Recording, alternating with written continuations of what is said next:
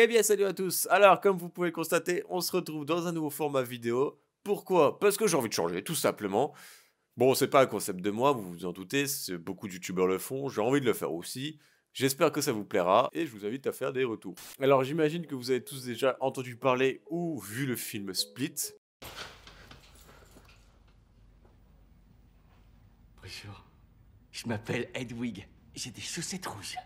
Qui est un film que j'ai adoré. Et également le film Glass, bon, qui est un peu moins bien. Moi, j'ai moins aimé, c'était pas la suite à faire. Je suis spécialisée dans le traitement des patients qui se prennent pour des super-héros.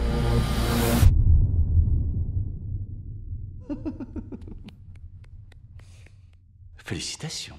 Alors, je sais pas si vous savez, mais c'est tiré d'une histoire vraie. Bon, ce qui est faux, c'est l'histoire du 24e qui est un sorte de monstre, l'histoire de kidnapping ou je sais pas quoi. Glass, je m'en rappelle même pas, je peux pas vous dire ce qui est faux là-dedans.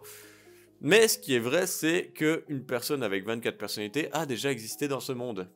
Eh oui, alors nous sommes en 1955, le jour où un enfant nommé Billy Milligan, naît, tout simplement. Sa naissance se passe bien, bon, juste un mois après, il manque de mourir d'une tumeur à l'œsophage, bon, ça peut arriver, hein, il a survécu, je vous rassure, sinon l'histoire s'arrête là, c'est pas intéressant. En revanche, à l'âge de 4 ans, son père se suicide et sa mère se remarie avec un homme nommé Chalmer.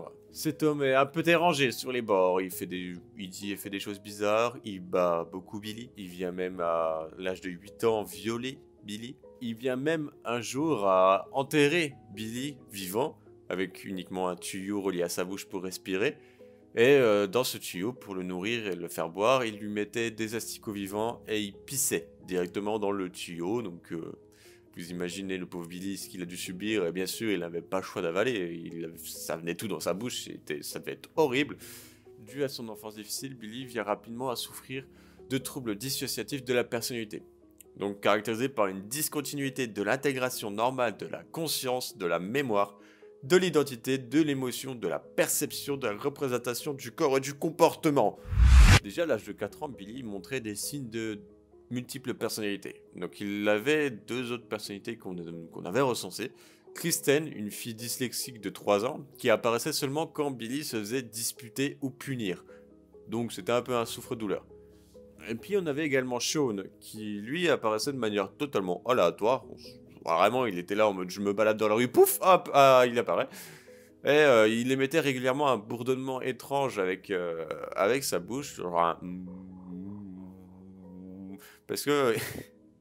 Parce qu'il entendait des bourdonnements comme un acouphène dans sa tête, et puis du coup, apparemment, ça l'aidait. Un peu plus tard, on lui découvre aussi une autre personnalité qui s'appelle Danny, un garçon de 14 ans qui lui peignait des natures mortes, et Danny est né lorsque le beau-père de Billy commençait à le frapper. C'était aussi un autre souffre-douleur, mais pas pour la même chose. Kristen, c'était plus pour la mentale, pour quand il se faisait engueuler. Danny, c'est plus quand il se fait frapper, tout physique. Billy a deux phobies majeures. Des phobies assez logiques par rapport à ce qu'il a vécu. C'est pas des phobies très connues, mais c'est logique. Il avait peur des hommes, à force de se faire battre. Il avait également peur de la terre, à cause de son enterrement vivant. Il faut également savoir que Billy a déjà tenté de se suicider, parce que la vie qu'il a vécue devait être très difficile. Et lorsqu'il a voulu se suicider, il était au collège, il est monté au-dessus du bâtiment de son collège. Il s'est approché du vide, il était prêt à mourir, il était prêt à se lancer dans le vide. Mais malheureusement, les autres personnalités les plus puissantes, on va dire, de son corps a pris le contrôle et l'ont empêché de sauter. Ils l'ont fait reculer et il a été banni à vie du projecteur, comme ils appelaient ça. C'est là où, si tu étais sous le projecteur, un peu comme dans Split, du coup, quand tu es sous la lumière, tu prends le contrôle, là c'est sous le projecteur, tu prends le contrôle. Et Billy n'a plus jamais pu reprendre le contrôle de son propre corps. À mesure que Billy, donc, du coup le corps de Billy grandit, les personnalités se multiplient. Nous avons maintenant Christopher, âgé de 13 ans, c'est le frère de Kristen. Nous avons Regan, 23 ans, un Yougoslave qui parle parfaitement serbo-croate, avec un accent parfait. Et il a une force surhumaine. Imaginons, moi je veux soulever une table ou un paquet de céréales, la pire métaphore possible. Un paquet de céréales, j'arrive pas à le soulever, il est trop lourd. Et bah, cette personnalité arrivera à le soulever sans problème. C'est assez fou parce que c'est les mêmes muscles, c'est le même corps, mais en fonction de ta mentalité, t'arrives plus ou moins à soulever quelque chose. C'est assez fou. Nous avons ensuite Arthur, qui a 22 ans, qui est un londonien, donc il parle parfaitement anglais avec l'accent anglais. C'est la personnalité la plus intelligente du groupe. Et il est un peu trop arrogant. Nous avons Adalana, 19 ans, une lesbienne. Je tiens à préciser qu'elle est lesbienne, pour la suite, vous allez le comprendre. Nous avons aussi Philly qui est homophobe. Bon, lui, on n'en voit pas trop parler, mais voilà, il a été recensé. Ensuite, les personnalités, plus elles se multipliaient, plus elles devenaient un grand groupe, elles ont dû instaurer quelques règles, afin de ne pas faire trop de conneries. Donc, les règles sont simples. Ne pas dire de mensonges, protéger les femmes et les enfants, rester chaste, rester actif intellectuellement, donc en fonction des spécialités de chacun, toujours s'entraîner. Ne rien voler aux autres personnalités. Par exemple, Danny, qui aime peindre de nature morte, si une autre personnalité arrive et se dit « Oh, j'aime pas trop ces tableaux », il faut qu'il les laisse en tranquille. S'il les abîme ou qu'il les vole, tu te fais exploser. De cette manière-là, on se dit « Bon, les personnalités sont quand même bonnes, c'est pas des connards ». Mais bien sûr, il y a des connards dans le groupe, parce que c'est pas que des sympas là-dedans. Donc Billy a eu rapidement des problèmes avec la police pour avoir agressé, séquestré et violé 2 prostituées lorsqu'il avait 17 ans. D'autres infractions ont suivi par la suite, vol à main armée, vol de médicaments, agression sur plusieurs personnes, plusieurs aires de repos. Et la goutte qui a poussé mémé dans les orgies, comme on dit, c'est une accusation d'enlèvement, viol et vol de 3 jeunes filles de l'Ohio State University. Donc la personne qui a commis ces viols, enfin la personnalité plutôt, qui a commis ces viols, c'est justement Adalana, la lesbienne. Les autres, les hommes ne faisaient rien, apparemment c'était pas des violeurs. Mais Adalana qui avait un besoin d'exprimer son lesbianisme. Donc c'est ainsi que notre petit Billy, enfin le corps de notre petit Billy, se retrouve arrêté par la police. Mais lors de son jugement dernier, du jury, du jugement, je ne sais pas comment on peut appeler ça, il avait une psychiatre avec lui, parce qu'ils se sont rendus compte que Billy n'était pas normal, il y avait quelque chose qui n'allait pas. Et nous avons David qui a fait son apparition, il a 8 ans. Et notre petit David a fait une bonne chose, il a balancé. Il n'a pas cherché à réfléchir, il a balancé. Il y a 23 autres personnalités dans le corps, croyez-moi ou non, hop, il l'a dit. Et dans la loi, si une personne a des problèmes psychologiques de cette manière-là, des problèmes mentaux, le jugement ne peut pas avoir lieu. On ne peut pas juger quelqu'un qui a des problèmes comme ça. Et donc, on commence une longue, très longue psychiatrie jusqu'à ce que ça aille mieux et qu'on puisse le juger correctement. Mais, il y a toujours un mais. Donc la psychiatre de Billy commence, discute avec les personnalités en tout genre. Donc la psychiatre a réussi à parler en tête-à-tête avec à peu près toutes les personnalités, toutes les bonnes personnalités en tout cas. Faut savoir que du coup, la personne qui a instauré les règles de vie, on va dire, des personnalités, c'est Arthur, qui est le plus intelligent, donc il en va de soi qu'il est un peu qu'il est le chef qui puisse diriger tout le monde. Et il a choisi Reagan comme bras droit, vu que c'était le plus fort de tous. Donc Arthur qui apparaissait lorsqu'il y avait quelque chose d'important à dire, à faire, une conversation, des choses importantes dans ce genre-là, tout ce qui est mental. Et nous avions Reagan qui apparaissait lorsqu'il y avait des problèmes physiques et qui pétait la gueule à des gens. Il ne cherchait pas à comprendre, non. Il avait l'autorisation, lui. Il avait l'autorisation si ce gars-là te fait chier, il pointe une arme vers toi, pète-lui la gueule. Notre cher psy a découvert de nouvelles personnalités, telles que Steve, 27 ans, qui lui refuse le diagnostic des personnalités multiples en fait. Il se dit je suis tout seul dans ma tête, alors que c'est même pas lui le vrai de base. On a aussi Tommy qui lui peint des paysages, des beaux paysages. Et nous avons Allen, je sais pas comment ça se dit, qui lui est un escroc, un manipulateur. L'avantage du coup de Allen a beau être un escroc, un manipulateur, il est quand même accepté.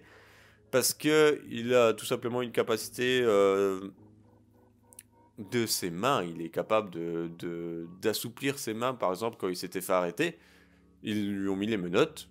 Jusque-là, tout va bien et il a réussi à retirer les menottes juste en pliant ses poignets, je sais pas comment.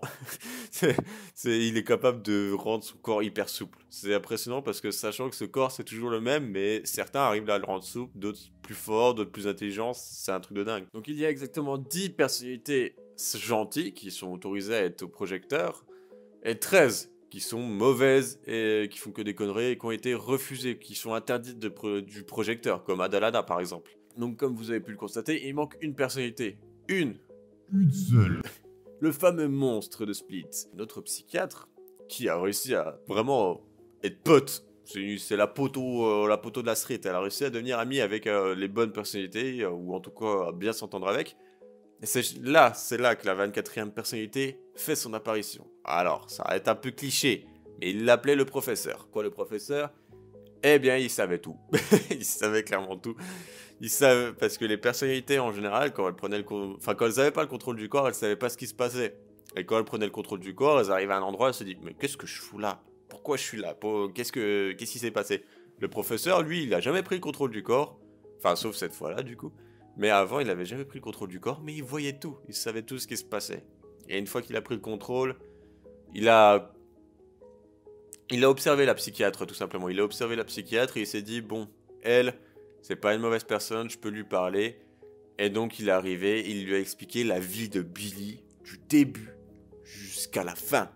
Mais vraiment, du début jusqu'à la fin, enfin, jusqu'au moment où il parle.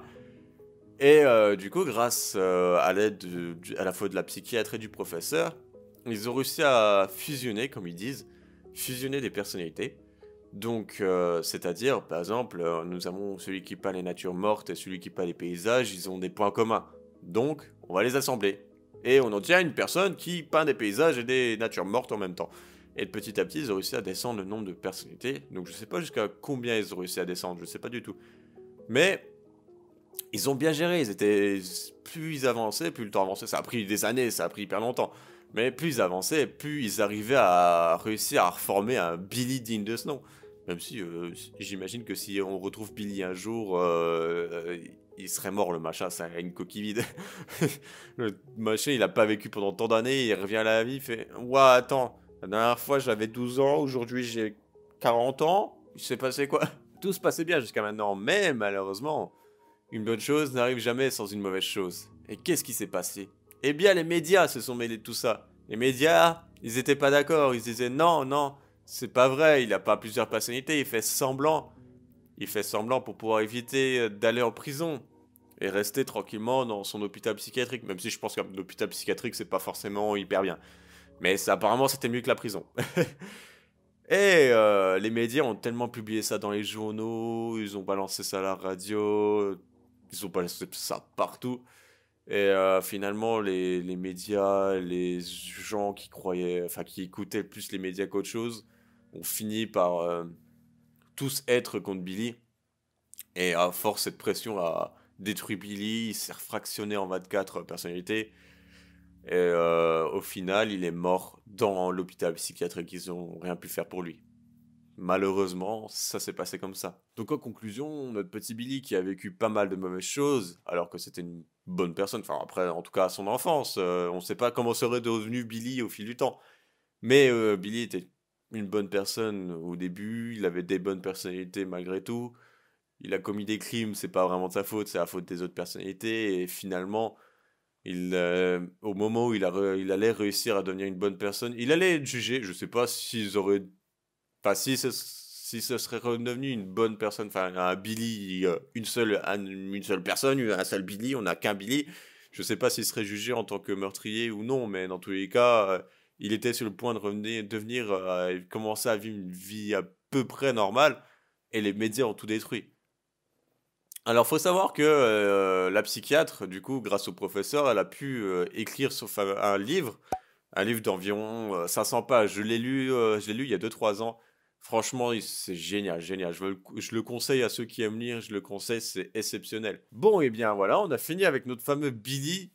Donc, le livre qui s'appelle Les 1000 et une vies de Billy Milligan. Je vous le conseille, un bon livre. Sur ce, j'espère que cette vidéo vous aura plu. Je vous invite à me faire des retours, à me frapper si ça vous a pas plu. Et sur ce, je vous souhaite une bonne journée. Pour moi, c'est la journée, donc je vous souhaite une bonne journée ou une bonne soirée pour vous. Et à la prochaine.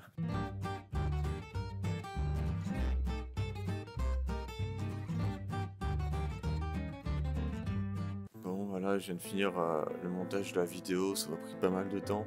Et à force de parler de tous ces esprits qui se fracturent, tout ça, multiplication de personnalités, ou je sais plus quoi. J'ai l'impression que